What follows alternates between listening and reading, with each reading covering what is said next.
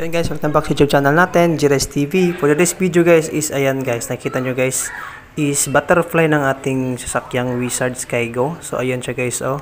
So ang situation nyo ngayon guys is sira yung bearing natin. So papalitan natin yan guys. So tara guys. First is, ayan, so chinek natin. Ayan, makalog na siya guys, oh. Ayan, yan, nakita nyo guys, may play na siya at sumasayad na yung mismong butterfly sa ating kaha. So first step guys is tinanggal natin guys at tatanggalin natin yung parang washer niya guys. Ayan guys, gamitan na natin ng flat screw at tinanggal na natin yung ano natin guys, yung telescopic at siyempre yung fender natin at saka gulong sa harapan. So para ma-access natin yung butterfly guys at matanggal natin yung mismong bearing sa loob. So yan guys, ito na yung first video natin guys. So ayan, tatanggalin na natin tong ano guys, yung parang washer niya sa loob. Gamit lang ang flat screw at pangpalo or kahit martilyo guys para matanggal nyo lang yung washer na yan.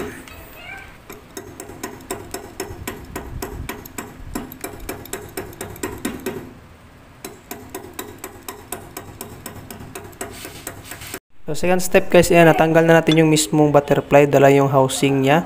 So as you see guys, nakita nyo guys, itong bearing guys, stick bearing pa lang ginamit dito guys at bumigay na. So nakita nyo guys na masyado siyang madumi at ayan, natanggal na yung parang stick bearing niya guys, pati yung sa taas at sa loob niya guys, may housing pa yan. Tatanggalin natin. Ito yung stick bearing sa taas guys, oh. So ayan, nakita nyo guys.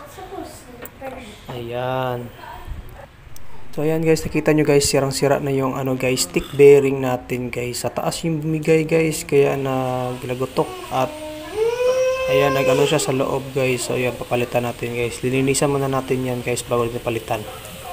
Let's go!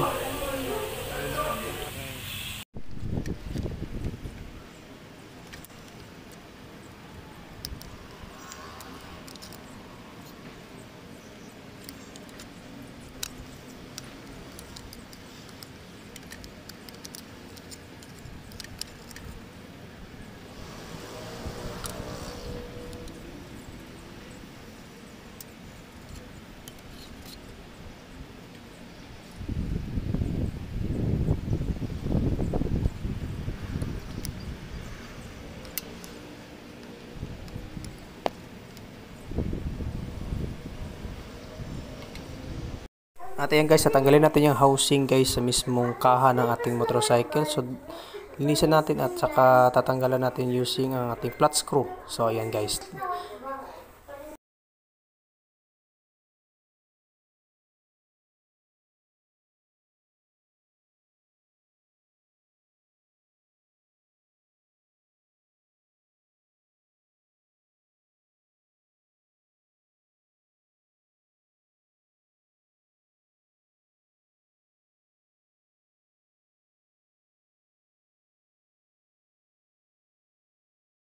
Okay guys, natanggal natin yung mismong housing ng ano dating sa bearing niya guys. So papalitan siya ng bago. Kailangan tatanggalin guys kasi nagka-mark na yung ano guys dati niya guys at hindi na align. So kailangan palitan talaga ng bagong housing ng ating motorcycle sa bearing niya guys. So bearing housing set na yun siya guys. First step is linisan nyo muna guys bago nyo lagyan ng bagong bearing. So ayan guys, let's go!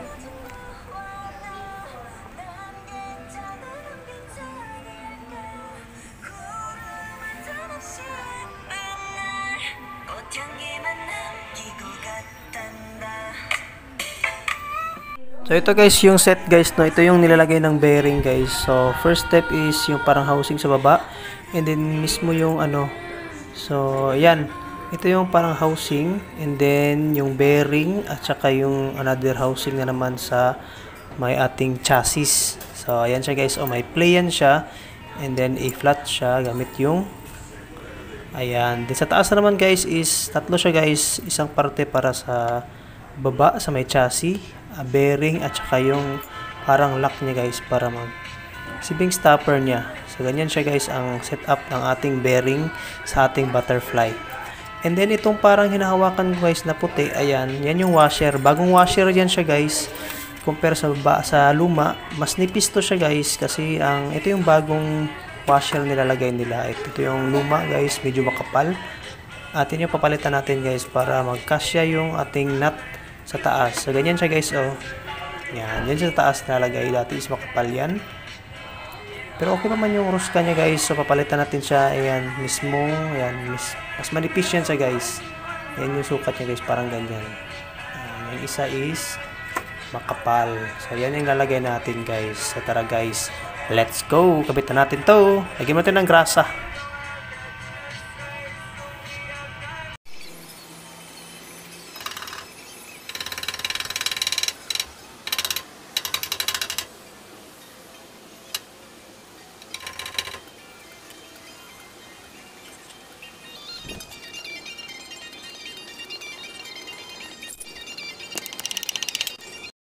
So ayan siya guys, no. Ito yung bearing niya guys. Ito yung plastada niya. So pag ganyan siya guys. Ayan, and then sa kabilang side is yan yung sa taas. Yan, para may housing siya, and then dyan ilalagay yung bearing. Sa ilalim naman guys is ganyan, may housing siya. Bago na yung housing guys. FOA lang pala ang nilagay natin na bearing guys is yung thrust bearing. Ayan, para siyang ball race, tawag nila ball race kasi mas maganda daw gamitin yan at mas matibay siya guys. Kasi ganyan din nakalagay sa brand or sa brand new pagkukuha kayo ng sasakyan ng Skygo motorcycle. So ganyan yung setup niya guys. So kabit na natin guys. First is lagyan natin ng grasa. Ayan, so kabilaan yan guys, lagyan natin ng grasa. So ayan. Let's go. Sana nakatulong yung video natin guys. Like, share, subscribe guys. Thank you.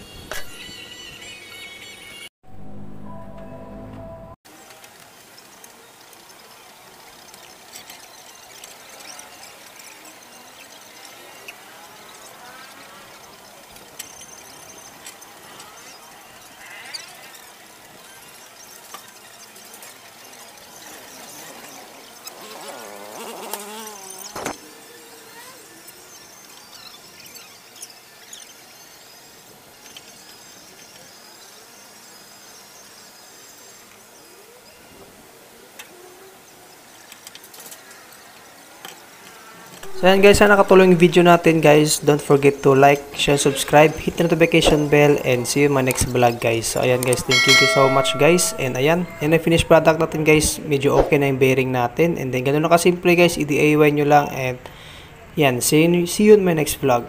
Peace yo!